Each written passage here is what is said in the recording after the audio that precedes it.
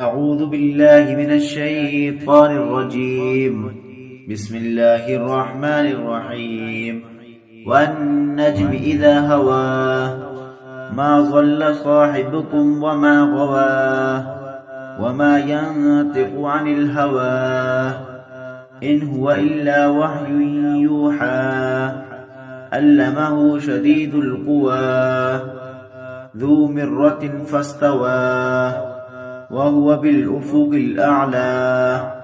ثم دنا فتدلى فكان قاب قوسين أو أدنى فأوحى إلى عبده ما أوحى ما كذب الفؤاد ما رأى أفتمارونه على ما يرى ولقد رآه نزلة أخرى عند سدرة المنتهى عندها جنة المأوى إذ يغشى السدرة ما يغشى ما ذاق البصر وما طغى لقد رأى من آية ربه الكبرى أفرأيتم اللات والعزى ومناة الثالثة الأخرى ألكم الذكر وله الأنثى تلك إذا قسمة ضيزى إن هي إلا أسماء سميتموها أنتم وآباؤكم ما أنزل الله بها من سلطان إن يتبعون إلا الظن وما تهوى الأنفس ولقد جاءهم من ربهم الهدى أم للإنسان ما تمنى فلله الآخرة والأولى وكم من ملك في السماوات لا تغني شفاعتهم شيئا إلا من بعد أن يأذن الله لمن يشاء ويرضى إن الذين لا يؤمنون بالآخرة لا يسمون الملائكة تسمية الأنثى وما لهم به من علم إن يتبعون إلا الظن وإن الظن لا يغني من الحق شيئا فأعرض عمن تولى عن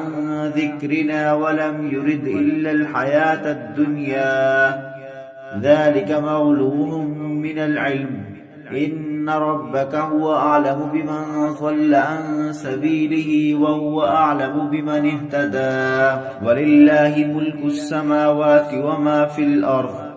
ليجزي الذين أساءوا بما عملوا ويجزي الذين أحسنوا بالحسنى الذين يجتنبون كبائر الإثم والفواحش إلا اللمم إن ربك واسع المغفرة هو أعلم بكم إذ أنشأكم من الأرض وإذ أنتم أجنة في بطون أمهاتكم فلا تزكوا أنفسكم هو أعلم بمن اتقى أفرأيت الذي تولى وأعطى قليلا وأكدى أعنده علم الغيب فهو يرى أم لم ينبأ بما في صحف موسى وإبراهيم الذي وفى ألا تذر وازرة وزر أخرى وأن ليس للإنسان إلا ما سعى وأن سعيه سوف يرى ثم يجزاه الجزاء الأوفى